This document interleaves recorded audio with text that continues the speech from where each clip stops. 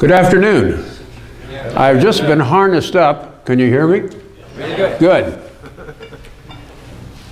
You know, I come as an old grad, and you know the definition of an old grad. That's somebody who graduated before the course got to be as tough as it was when you graduated. Any event, in the early years of the 20th century, Dr. Withrow ran our chemical engineering department, and I was asked to recall my memories of his later years as its head. In the fall of 1929, I started at Ohio State as a freshman and selected my major as chemical engineering. The world was different then. A loaf of bread cost 8 cents. A gallon of gasoline cost 17. A streetcar ride from my home, which at that time was on the Far East Side, to Ohio State cost a nickel. And I could walk from downtown on East Broad Street to where I lived on the east side for nothing. And I could do it at midnight every night if I wished, and it saved a nickel. At that time, the university had just announced its biggest enrollment ever, 12,000 students, each of whom the university promised to watch over carefully. Both students and faculty had lived through the boom years of the 20s and were shocked by the October crash of the stock market and the subsequent economic effects.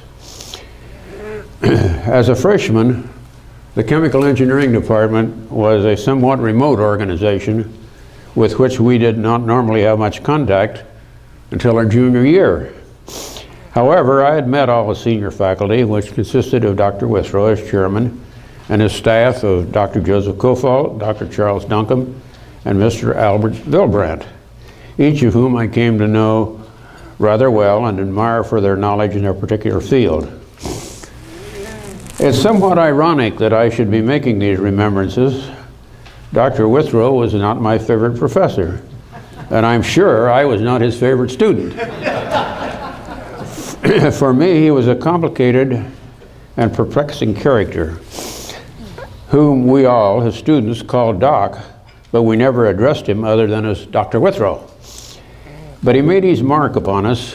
My wife used to say whenever I met an old college classmate, within 5 minutes you'll be talking about Dr. Withrow.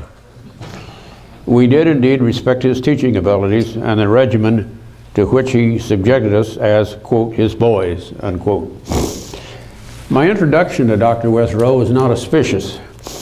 From the early years of my life, my goal had been to become an electrical engineer. But when I was a junior in high school, I was introduced to chemistry. And my goal shifted to becoming a chemical engineer without really knowing what that entailed.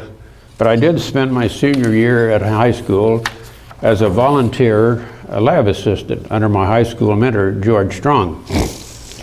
So in the fall of 1929, when I took freshman chemistry as one of the required courses for those declaring chemical engineers their major, midway into the winter quarter, about 15 of the freshman chemistry students were approached by our chemistry instructors and told, "You have done so well that we will offer you the opportunity of finishing your freshman year by the end of the winter quarter. For the spring quarter, you will work in a special class taught by Professor Charles Fulk, an outstanding analytical chemist." Well, that sounded like a golden opportunity to me, and I agreed to enroll. It then occurred to me that perhaps I should inform Dr. Withrow as chairman of the chemical engineering department. So I proceeded to arrange for our first meeting. To do this, you made an appointment with his student-friendly secretary, Mrs. Robb. At the appointed hour, you waited in the hallway outside of his office until called by Mrs. Robb, who then introduced you to Dr. Withrow. I followed this procedure, and after I'd explained what I planned to do and what a great opportunity it was for me, Dr. Withrow said, "Mr. Slowter, I can't tell you what to do, but I will recommend that you adhere to the regular schedule because by your senior year, you will have missed some essential background information." I thanked him and then proceeded to take the special course, which I have never regretted. This, however, did not start our relationship on a harmonious note. Over all the years that I knew him, Dr. Withrow was a formal and formidable figure. We addressed each other as Doctor and Mister. He did not encourage familiarity with his students. He was a teetotaler, as somebody remarked earlier, a pacifist and a strong fundamentalist in his religious views, and considered card playing a sin. He was absolutely innocent in his knowledge of campus slang. On one occasion, he was telling us of a trip to Europe with his son and said, "I left my son at the station with a couple of bags and went to look for a hotel room.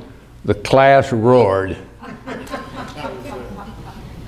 And maybe that's out of the realm of this audience, I'm not sure.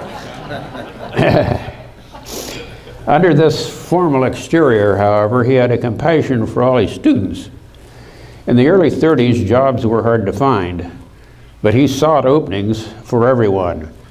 He had an especially soft heart for students in the lower part of the class academically, and for those with financial problems, which included most of the class. In searching for jobs, the student said, "Doc will take care of you." I was a beneficiary of this compassion when in my senior year, I ran out of money and could not afford to take the week-long industry inspection trip, which was required for graduation. He worked out a thesis-type project for me, which could substitute for the trip, and I did graduate. I should tell you that the subject of that thesis was unit operations and why it wasn't a suitable title.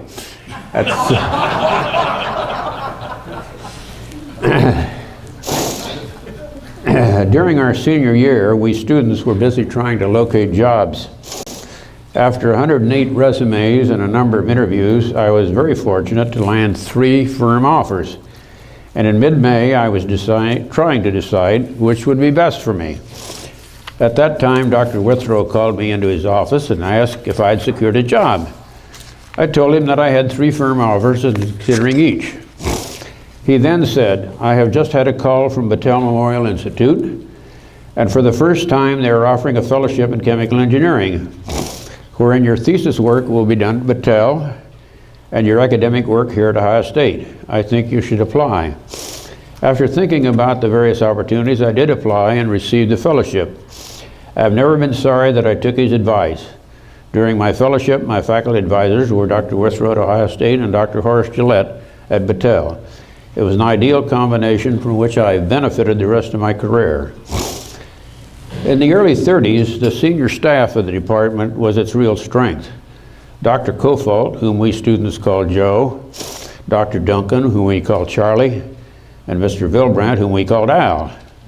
Their friendship was a good foil for Dr. Withrow's remoteness. Joe was obviously the second in command. His knowledge and empathy for the students made him one of our best-liked teachers. I'm sure that many of you younger men remember him most favorably. Since I was asked to cover the years under Dr. Withrow's chairmanship, my discussion will not provide much about the other senior staff, but I know that others will speak later on Joe Koffolt. He deserves much more extensive remembrance. Charlie and Al were good supporters of Joe's policies.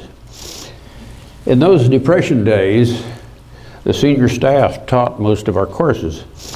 Lab assistants did not teach.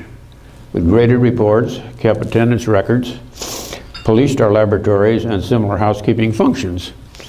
We students learned much by hand-on experiences. I remember when Joe assigned 3 of us to run a distillation experiment. We cheerfully charged about 15 gallons of acetone water into the still, but none of us had thought of checking the drain valve, and the charge went down the drain. Joe reminded us that you don't rely on others to make necessary checks. Our only penalty outside of our own self-flagellation was to pay an extra charge on our lab fees. Another gem of our equipment roster, which I was delighted to see pictured this morning, was a triple effect evaporator, which we students vied to operate. Working with it was a great experience. And upon graduation, I found that experience invaluable in the first major industrial project to which I was assigned. In about 1937, Dr. Withrow, Dr. Koffolt, and about a dozen others in Central Ohio, including me as a very junior member, organized the local section of AICHE. which is still operating in a healthy fashion. In 1941, I was called to active duty with the Army and lost any personal connection with Doc. However, I retained my friendship with Joe until he died, and with a number of fellow students who also remained friends until their deaths. Men such as Ed Carell, Don Gardner, Herb Barnaby, George Fromm, and Henry Curtis, to name just a few. Our graduating class was only about 18, so friendships were close and personal. The graduate program was equally small, with about 8 or 10 pursuing graduate degrees.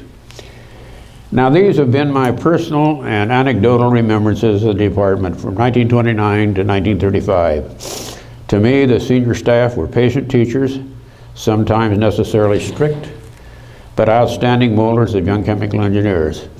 I am proud to have been one of their students at that time. Thank you.